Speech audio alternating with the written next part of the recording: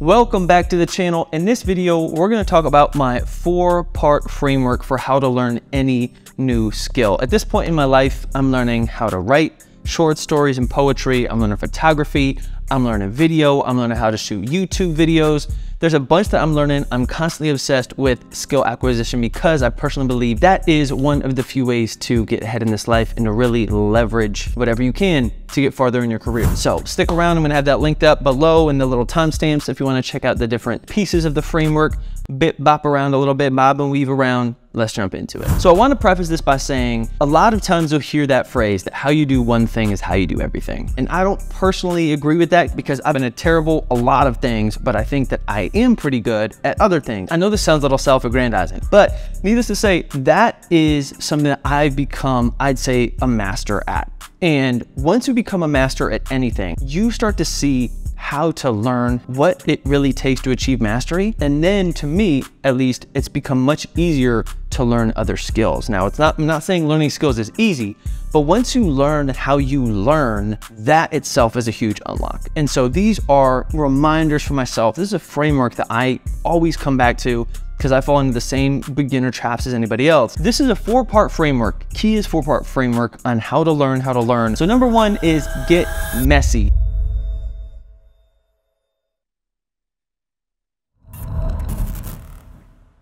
There's a lot of things that we think about when it comes to conceptualizing learning a skill, but it's different than following a recipe. For example, if you're going to make cookies or you want to bake a cake, you can Google some recipes for that. There are ingredients. Here is the steps you follow. When you're learning a new skill, it's different because you actually have to get into the driver's seat and you have to do the thing. And to me, this I think is a perfect analogy, speaking of the driver's seat, for driving. I can tell you what it feels like to drive. You can watch videos on how to drive. You can play video games on what it's like to drive.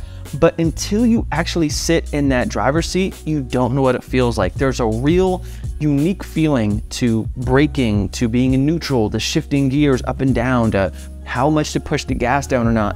Driving is such a unique skill that I personally believe until you actually do it, there's nothing quite like it. When I was 17, my mom got me this book called The Guide to Getting It On, which was basically an instruction manual for sex. And I learned all of the different things of what it takes to do the dirty. And I'll tell you that there's nothing quite like it until you actually do the real thing. All of that book learning was great, but a lot of that went out the window once I actually started to practice on my own. And I think that's the same with driving, sex, any skill that is going to be, and as I said, sex is a skill, that's true, but there's anything about actually doing something that is more than just following a recipe that I think really takes the effort to just jump in head first and try it. Like, you have to learn what you can. There's a disconnect between the conceptual piece of learning and then the actual action piece of learning. And I think both are important, but to me, the sooner that you can actually start driving rather than just learning about it, to me, the sooner you can actually start to acquire the necessary feelings needed to pursue that skill. So, number 2, this one is a huge one for me, and this is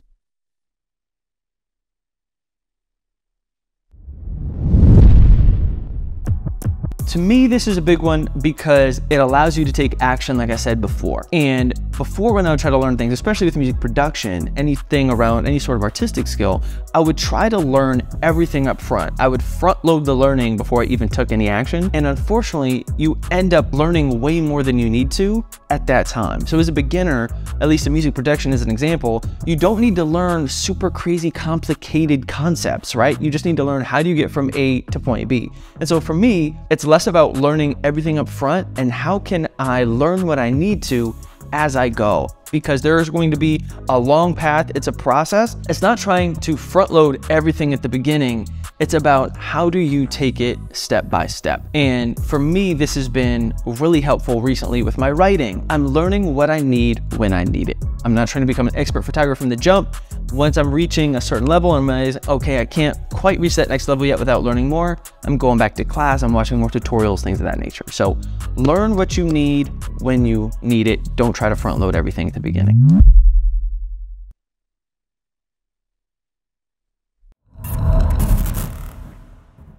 Find your process, because what's going to work for me, even though I'm sharing my learning with you here, might not work for you. There might be parts of this process that work for me that don't work for you, and that's totally fine. Right now, for photography as an example, There are a lot of things on forums, on different places online where it says you have to learn how to shoot manual, you only shoot raw, you only blah, blah, blah. And for me, honestly, a lot of that, I'm gonna sound like a noob, but hasn't been helpful. I'm still shooting in automatic modes, I'm shooting in JPEG, because for me, it's about how can I create a process that works for me. Same with music. I keep bringing it back to music because that's just close to home for me. I was a musician for over 10 years, is making beats. I've been in the studio with one of the biggest producers in the game right now, and trust me, that man keeps it stupidly simple. Why? Because he has his process. It's not about getting fancy, turning all the knobs and switches. It's about finding a process that works for you. Don't worry what other people say or what you need to do, and worry about judgment. Whatever gets you out of the house, gets you in the studio to create more often, do that, period. This is number 4, and this one is really big, especially if you're into music or photography or anything where there are gizmos and gadgets available. The tech that you have right now at your disposal is enough. If you need to run that back, run it back because it's important. I know you're saying, yeah, Kia, I know, but I'm special.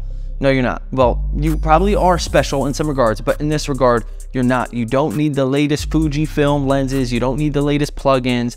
None of that matters. As they say in kind of the photo world, the best camera is the one that you have on you. When it comes to music, for the longest time, I thought I needed these fancy hardware pieces and all these plugins. And again, working with these huge producers, you start to see how many people just use the plugins that are in the programs. If you don't know what that means, it means those are the most basic level things that you can to make music. Why? Because it's a more streamlined process. They found their tools that work for them. When I was first starting my music production journey, there was a guy that he was kind of my mentor in a way. His name is DJ Grumble. He's produced for stuff for J. Cole's label. He's the man. When I was in the studio with DJ Grumble, he would use a software that was so outdated. It was like a 5 megabyte program that was used for actually making video game music in like the 90s. One of my favorite photographers right now, she uses a camera that's almost 6, 7, 8 years old. What you have right now at your disposal is enough. It's not about the tools, it's becoming a master of the tools that you have. So that's my 4-part framework in a nutshell. 1, get messy. 2, learn only what you need when you need it. 3, trust the process, do what works for you. And 4, don't use the technology or the tools as a crutch. I hope that was helpful. Instead, I'm not even gonna end the video like that. The way I'm gonna end the video is, screw what all these recommendations over here saying, I don't know what side it's on, if my video is flipped or not. Don't keep watching my videos. After this video, smash subscribe first. Hit that like and subscribe, baby. Leave a comment, go to the algo. After you do that, exit out of this window, go do the thing of whatever it is that you're trying to learn. Go shoot your photos, go make your beats, go cook, go drive. Whatever it is that you're gonna do, close out this. I hope this is enough of a kick in the butt to inspire you to go do the thing, because that's what matters. Like anything, you gotta put the reps in, baby. Thank you so much for tuning in. As always, I'll check you in the next one. Peace.